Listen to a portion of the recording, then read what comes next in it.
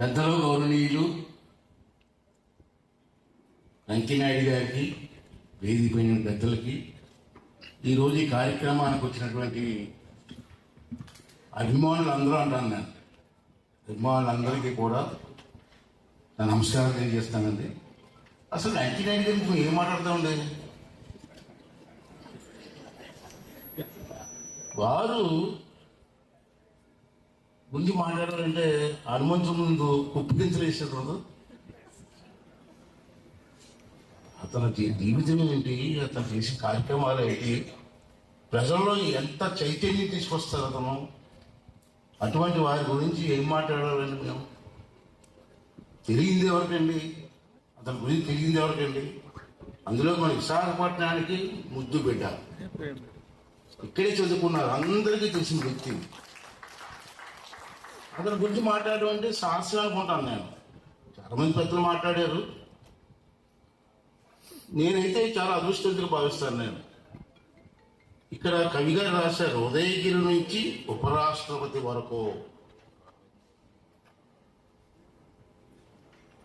అటువంటి మహా వ్యక్తి కదండి. ఎక్కడ ఉదయగిరి, ఉపరాష్ట్రపతి కుర్చీ ఎక్కడ, అక్కడ వరకు వెళ్ళారంటే ఆ మంచితో ఆ మనిషి తాలూకు వ్యక్తిత్వం ఏంటనేది మనకు అర్థం కాదండి. దాని గురించి బచ్చాలో మేము ఏం మాట్లాడతామండి?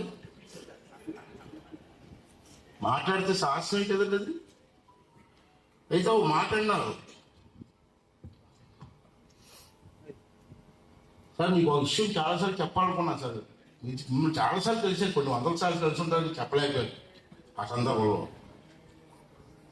నేను 1972లో మీరు జయాంధ్ర మూవ్మెంట్ స్టార్ట్ చేశారు, 72లో. అప్పుడు నేను ఇంటర్మీడియట్ ఫస్ట్ ఇయర్, నర్సీపట్నం పూర్ణేరి కాలేజీలో ఇంటర్మీడియట్ ఫస్ట్ ఇయర్ చదువుతున్నాము. అప్పుడు మీరు పిలిపించారు, అందరూ కలిసి జయాంధ్ర కోసం ఉద్యమం చేయాలి, కలిసి రమ్మని. మీ పిలుపు విని మీ అందరూ కూడా ఉద్యమం చేశారు సార్. మీరు ఎక్కడ మీటింగ్ పెడితే ఆ మీటింగ్లో కూర్చొని జనాలు కూర్చొని మీటింగ్ వినేవాడి సార్. నేను చాలాసార్లు విన్నాను. మీరు మాట్లాడే తీరు కానీ, ఆ పంచులు కానీ, ఆ మాట తీరు కానీ ఎలా ఉంటుంది సార్? అది మిమ్మల్ని చూసి పెరిగిన వాళ్ళం సార్ మేము, మిమ్మల్ని చూసి పెరిగిన వాళ్ళం మేము. మాట్లాడాలంటే ధైర్యం రావట్లేదు నాకు. 1983లో ఎన్టీ రామారావు గారు నాకు టికెట్ ఇచ్చారు. అప్పుడు నా వయసు 25 సంవత్సరాలు, ఫస్ట్ టైం ఎమ్మెల్యే. అప్పుడు మీరు కూడా అసెంబ్లీలో ఉన్నారు సార్, నేను కూడా అసెంబ్లీకి వెళ్ళా. జైపాల్ రెడ్డి గారు, వెంకయ్యనాయుడు గారు, మల్లు స్వరాజ్యం గారు మహానాయకులు ఎన్నికైన అప్పుడు అసెంబ్లీలోకి వెళ్తే కాళ్ళు ఉడికి నాకు ఫస్ట్ టైం మీద వెళ్ళడం. అందులో 25 ఇయర్స్. మీరు మాట్లాడుతామంటే క్వశ్చన్ పేపర్ చూసుకొని, రాత్రి క్వశ్చన్ పేపర్ చూసుకొని, మరుసటి రోజు అసెంబ్లీలో మీ క్వశ్చన్ ఉన్నా, మీ స్పీచ్ ఉన్నా ఆ పేపర్ చూసుకొని మిస్ అవ్వకుండా అసెంబ్లీలో కూర్చొని కళ్ళు ఆపుకుంటా విన్నాను సార్. నేను మీతో మేము పోల్చుకోం, కానీ నేను ఈ స్థాయికైనా మాట్లాడుతానంటే మిమ్మల్ని చూసేది సార్. గర్వంగా చెప్పుకుంటాం సార్. అంతేత మీరు కూడా మాట్లాడుతున్నప్పుడు ఒక ప్రేరణ. ఏదో రాజకీయ నాయకులు చాలామంది మాట్లాడుతూ ఉంటాం, ఏదో సోది మాట్లాడుతూ ఉంటాం. ఒకసారి వారు మాట్లాడే సోదిలాగా ఉండదు, ఉత్తేజం వస్తుంటుంది. రేపు రాబోయే రోజుల్లో ఈ రాష్ట్రం కోసం ఏం చేయాలో చెప్పే ఏకైక నాయకుడు వారే. ఎందుకన్నా ఈ మాట చాలా సందర్భాల్లో నిర్మమోటంగా మాట్లాడిన వ్యక్తి. అరే పదవులు అంటే ఏంటనుకున్నారయ్యా, స్థాయిలాలు పంచడమా కాదు అని చెప్పిన వ్యక్తి, ఏకైక వ్యక్తి. ఎందుకే కాయిదాలు పడతాం? రోడ్లు, ఎడ్యుకేషన్ సిస్టమ్ డెవలప్ చేయి, హాస్పిటల్ డెవలప్ చేయి, క్యాన్సర్లో పడవా రాజకీయం అంటే? ఎందుకు చెయ్యాలని చెప్పి మాట్లాడిన వ్యక్తి. అది రాజకీయం కాదని చెప్పి వేదిక మీద మాట్లాడారు ధైర్యంగా. మరి వేళ ఏమవుతుంది సార్?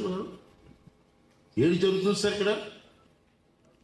ఎందుకు సార్ పెన్షన్లు పేదవాడికి ఇవ్వండి, డబ్బులున్నోడికి పెన్షన్లా? రాష్ట్ర భవిష్యత్తు ఏంటి? రాష్ట్రం అంటే, రాష్ట్ర పరిపాలన అంటే రాష్ట్రం అభివృద్ధి చెందాలా, ఉపాధి కల్పించాలా, 10 మందికి ఉద్యోగాలు కల్పించాలా. అది రాజకీయ నాయకుల లక్షణం అని చెప్పినట్టు ఏకైక వ్యక్తి వెంకయ్య నాయుడు గారు. అందుకే సార్ మేము మాలాటప్పుడు మిమ్మల్ని లైక్ చేస్తాం, మీరంటే అభిమానిస్తాం, పడి సస్తాం. మీరు ఇంకా మన వాళ్ళు అంటారు రిటైర్మెంట్ అంటారు. నో, రిటైర్మెంట్ కాదు. ఇక్కడ ఒక శ్లోకం చూశారు, కవి గారు మాట రాశారు. ఇక్కడ ఏం రాశారంటే, చదవాలి, పుస్తకం చదవాలి. చదివాను అప్పుడు ఆల్రెడీ చదివాను నేను, కాపీ పంపిపోయి. ప్రతి ఒక్కరూ కూడా సమాజం కోసం ఆలోచించే ప్రతి ఒక్కరు కూడా ఈ పుస్తకం చదవాలండి. వెంకయ్యనాయుడు గారు పదవీ విరమణ చేశాను కానీ పదవీ విరమణ చేయలేదన్నమాట. అది అతని తత్వం. ఎక్కడైనా ఏదైనా లోపం వస్తే డెలిబరేట్ గా మాట్లాడే వ్యక్తిత్వం వ్యక్తి. అందుకే సార్ ఇవాళ చెప్తున్నాను, ఆ రోజు మిమ్మల్ని చూసి ఉత్తేజపరిచాం, రాజకీయాలకు వచ్చాం. మీతో పోల్చుకోలేము కానీ ఈ వ్యక్తిత్వం ముందు మీ దోషం.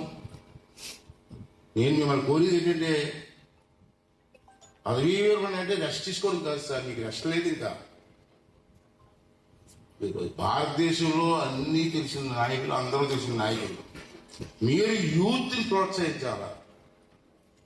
ఈ సమాజం కోసం ఆలోచించే వ్యక్తులు మీరు రాజకీయంలో రావాలంటే ఆహ్వానించాలా.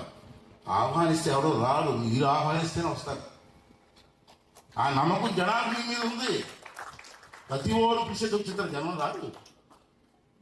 ఆ నమ్మకం ఉన్న వ్యక్తి మీద, నాయకత్వం మీద ఉన్న నమ్మకంతో పిలిస్తే వస్తారు. సార్ అందరూ మాట్లాడారు, అంతకంటే నేను చెప్పలేను. మీ ప్రకారం ఉండాలి, ఆరోగ్యంగా ఉండాలి, సమాజానికి బాగుండాలని కోరుకునే వ్యక్తులు మీరు. మా అందరి సహకారం ఉండదు సార్. నాకు చిన్న డౌట్ ఉంది సార్, ఈ సందర్భం కాదు కానీ అడగాలి సార్, తప్పదు.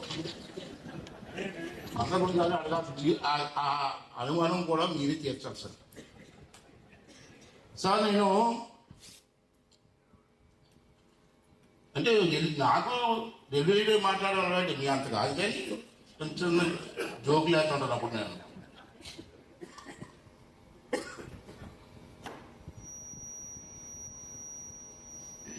ఎవరికైనా బాధ అనిపిస్తే బాధ, నన్ను ఏమంటాను, నేను వెళ్ళిపోతే తిట్టుకొని తప్పించి. ఇక్కడ కూర్చున్న వాళ్ళు ఎంతమంది ఓటు వేస్తారండి బూత్కి వెళ్ళి? అందరైతే బూత్ దగ్గరికి వెళ్ళి ఓటేసే ఓపుకి లేని మీరు సమాధానం చేయాలని మాట్లాడతారండి. ఎలా మాట్లాడతారు? మీకు మాట్లాడే హక్కుందా? 5 సంవత్సరాలకు ఒకసారి బూత్ దగ్గరికి వెళ్ళి కూడా ఓటు వేయడానికి మీకు ఓపు లేకపోతే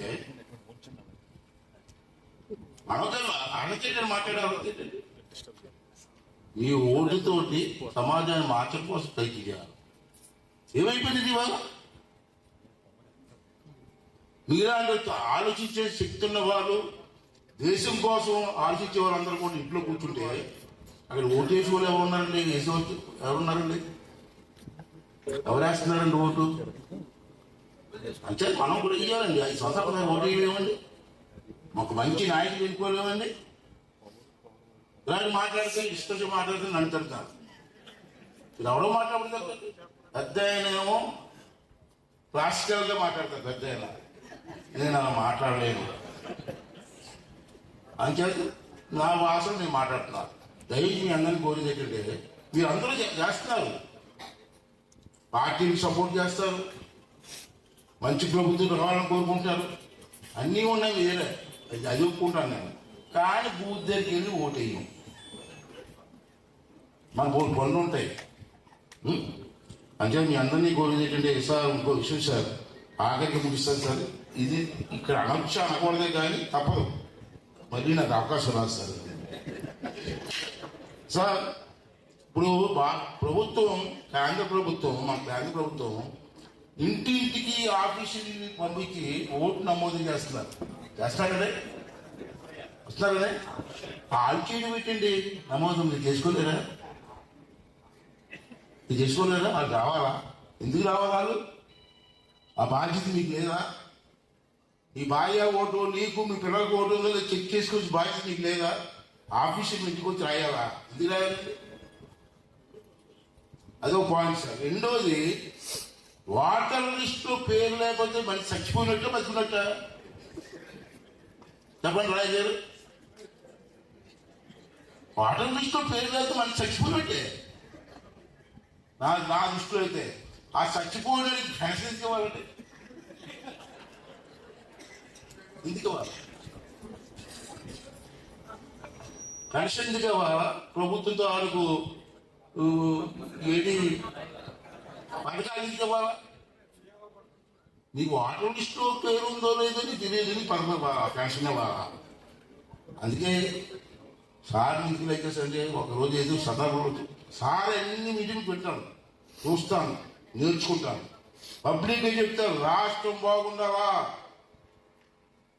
పథకాలు కాదు ముఖ్యం, రాష్ట్రం ఆర్థికంగా బాగుండాలా, 10 మందికి ఉపాధి కలిగించాలని చెప్పి పబ్లిక్గా చెప్తుంటారు సార్. ఇప్పుడు కూడా అది రాష్ట్రం బాగుంటే మనం బాగుంటాం, మన పిల్లలు బాగుంటారు. ఆఫ్టర్ 4,000-5,000 రూపాయల పథకాల కోసం, పెన్షన్ కోసం రాష్ట్రం తగలబెడతారు రాష్ట్రాన్ని. సార్ ఇంకోమాట అంటారు, ఇప్పుడు కూడా వింటా అంటాను, నాకు ఆనందం వస్తుంది. పార్టీలు ఉండొచ్చు రాష్ట్ర దేశంలో, అన్ని పార్టీలు ఏం కోరుకోవాలంటే రాష్ట్రం బాగుండాలని కోరుకోవాలని బాబు అని చెప్తుంటారు అన్ని పార్టీలు కూడా. ఆడి తిట్టుకోవడం, ఆడి ఇన్ని తిట్టుకోవడం, అది సోషల్ మీడియా వచ్చి మరీ జరిగిపోయింది. మేము ఒకటి మాట్లాడితే రెండు కనిపిస్తుంది అన్నట్టు, అలాగే అయిపోయింది. అది కాదు దేశం, మనం ఉంటాం పోతాం, దేశం బాగుండాలా, మన పిల్లలు బాగుండాలా, నెక్స్ట్ జనరేషన్ బాగుండాలని చెప్పి కోరుకోవాలి తప్పించి, అన్ని పార్టీలు కోరుకోవాలి తప్పించి ఆడ మీద ఈడు పొడతాడు, లేనిపోయి క్రియేట్ చేయడం, ప్రజలకు గందరగోళం పెట్టడం, రాష్ట్రానికి తగలు పెట్టడం. అంతే సార్. మిమ్మల్ని కోరేది ఏంటంటే ఆఖరిగా యూత్ ప్రోత్సహించండి సార్. మీ గర్వం ఎప్పుడు మాట్లాడుతూనే ఉండాలా, మీ గర్వం ఎప్పుడు మాట్లాడుతూనే ఉండాలా. మీ మాటలు వింటే చాలా 50-60% ప్రేరణ వస్తుంది. యూత్ ఎంకరేజ్ చేయండి రాజకీయాల్లోకి. యూత్ వస్తే డెసిషన్స్ వేరుగా ఉంటాయి. మాకు 70 వస్తే మా డెసిషన్ మాకు పొగరగా ఉండవు, ఓల్డేజ్ వచ్చింది కాబట్టి. యూత్ మాట్లాడుతూ ఉంటే ఆ డెసిషన్స్ కరెక్ట్గా ఉంటాయి, నిర్మోహమాటంగా మాట్లాడతారు. అటువంటి వాళ్ళు ఎంకరేజ్ చేసి ఈ దేశాన్ని, ఈ రాష్ట్రాన్ని కాపాడడం కోసం మీరు ఇప్పటికే ఎన్నో చేసేది మాకు తెలుసు, ఇంకా ప్రముఖమైన పాత్ర చేయాలని చెప్పి నేను కోరుకుంటూ, మరి వేళ అతని గురించి పురస్కారం నాకే చేయించారు కదా.